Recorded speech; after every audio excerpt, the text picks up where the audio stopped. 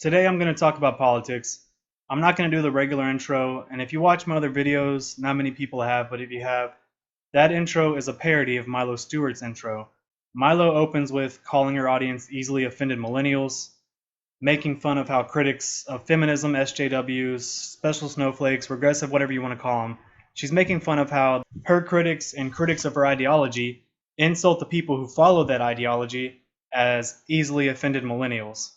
It's kind of a broad insult used towards the regressive progressives and people who have those types of beliefs. So I open up with insults used towards MRAs, MGTOWs, anti-feminists, and basically all men. Like men are just women deformed by testosterone.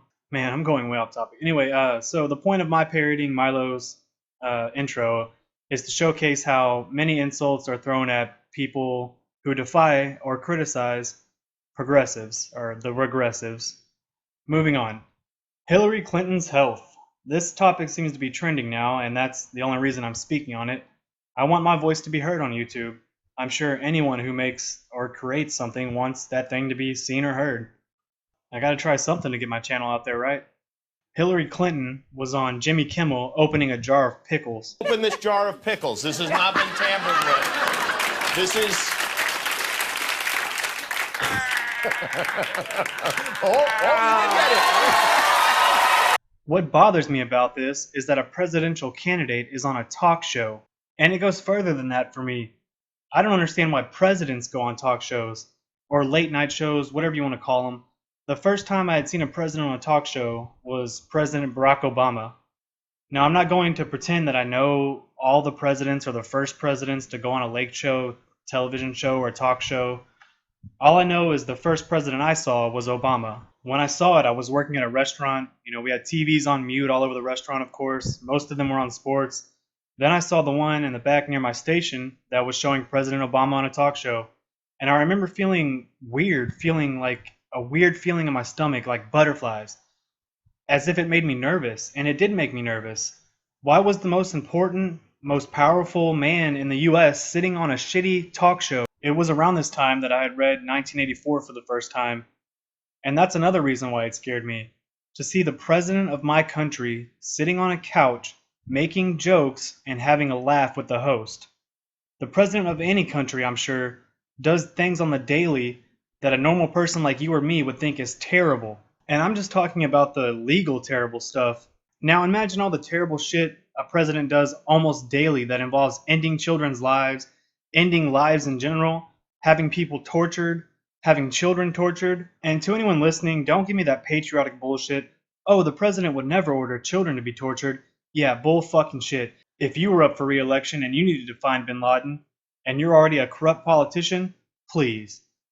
We know our politicians do fucking terrible shit on the daily. Why would they stop when they're voted in as president? What changes? Nothing. In fact, most of the terrible shit they did was probably to help them become president. And this point brings me to Hillary Clinton.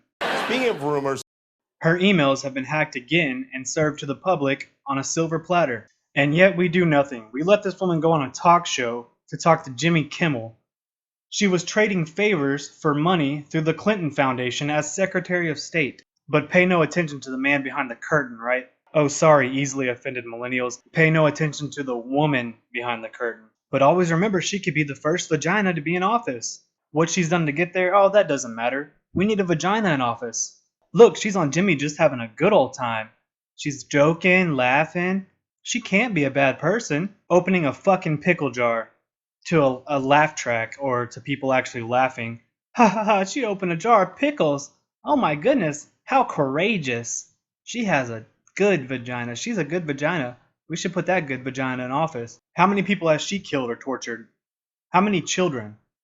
Just to serve her agenda, just to make it to office. How many evil, vile things has she done to make it to the top? How many emails that show terrible or dishonest things that she's done didn't get hacked?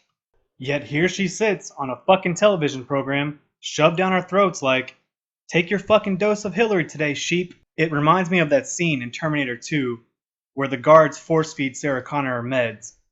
We're Sarah Connor. The guards are the TV. And Hillary is going to be our meds for the next 8 years. So bottoms up. If you don't, we'll make it into a suppository. For the end of this video, I'm going to tell you some buzzwords you are no longer allowed to use. Mr. Armored Skeptic, I call him Mr. because his channel is older than mine. I've never actually talked to him or anything.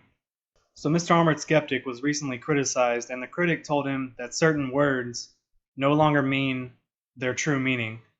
They're just buzzwords now used as generalized insults to the regressives. So here we go, kids. Words you can no longer say.